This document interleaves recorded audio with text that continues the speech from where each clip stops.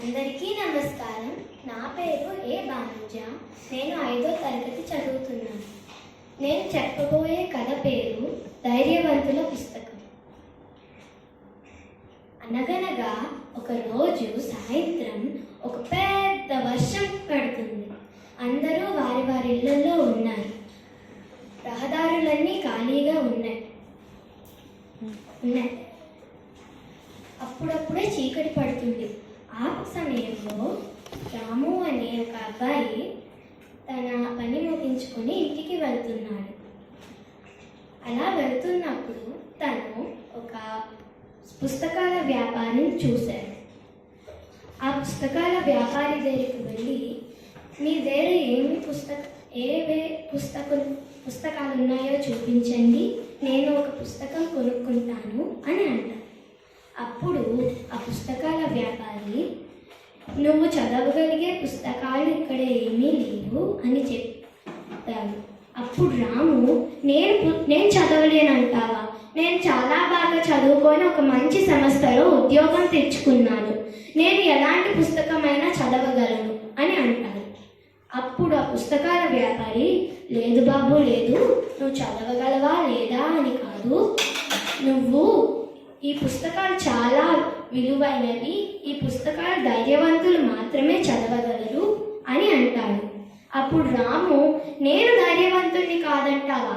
నేను చాలా ధైర్యవంతుణ్ణి, ఆ పుస్తకాలు చూపించు అని అంటాడు. అప్పుడు ఆ పుస్తకాల వ్యాపారి, లేదు బాబు లేదు, ఈ పుస్తకాలు నువ్వు చదవాలనుకున్నా వీటి వేళ చాలా ఎక్కువ అని అంటాడు. అప్పుడు రాము, నేను ఎలాంటి పుస్తకమైనా కొనుక్కోగలను, నాకు ఈరోజే జీతం వచ్చింది, నాకు ఆ పుస్తకం మాత్రమే కావాలా, ధైర్యవంతులు చదవగలిగే పుస్తకం, నేను ఆ పుస్తకం మాత్రమే కొనుక్కుంటాను, నాకు ఆ పుస్తకం చూపించు అని అంటారు. అప్పుడు ఆ తాత, బాబు ఈ పుస్తకం వెల 30,000, ఈ పుస్తకం చాలా విలువైన పుస్తకం అని అంటారు. అప్పుడు రాము, నేను ఆ పుస్తకం కొనుక్కుంటాను, నేను డబ్బులు ఇస్తాను, నువ్వు నాకు ఆ పుస్తకం ఇవ్వు అని అంటాడు. అప్పుడు ఆ తాత, సరే బాబు, నేను నీకు ఈ పుస్తకం ఇస్తాను, కానీ నాకు ఎక్కడో భయం వేస్తుంది, అందుకే నేను ఒక షరతు పెడతాను. ఏంటంటే, నువ్వు ఈ పుస్తకం అంతా చదువు, కానీ చివరి పేజీ మాత్రం తెరవదు అని అంటాడు. అప్పుడు రాము సరే అని చెప్పి ఆ పుస్తకం తీసుకొని డబ్బులు ఇచ్చి ఇంటికి వెళ్తాడు. ఇంట్లో పుస్తకాన్ని ముందు పెట్టుకుంటాడు. కానీ తనకి ఆ తాత చెప్పిన మాటలకు భయమేసి పుస్తకం తెరవడానికి భయపడతాడు. అప్పుడు ఆ పుస్తకం ఒక పక్కన పెట్టి పడుకుంటాడు. మళ్ళీ మరుసటి రోజు లెగుస్తాడు. కానీ తనకి నాకు ఆ పుస్తకం చదవాలనిపిస్తుంది, కానీ తను పని చేసుకోవడానికి వెళ్ళిపోతాడు.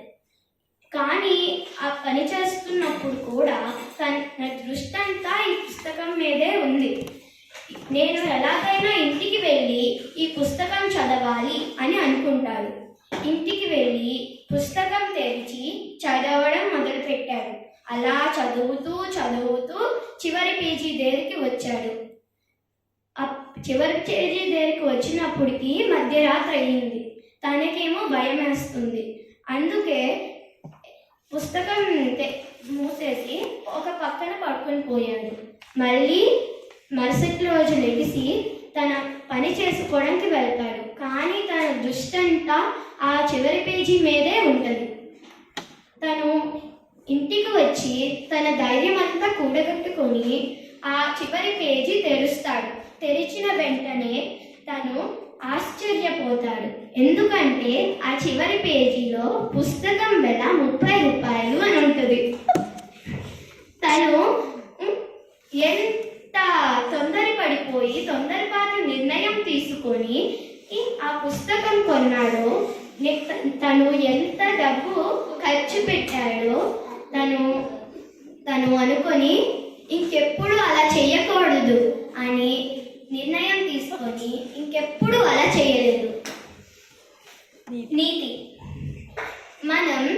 మనకందరికీ ఇలాంటి సందర్భాలు ఎలాగో ఒకలా ఎదురుపడతాయి.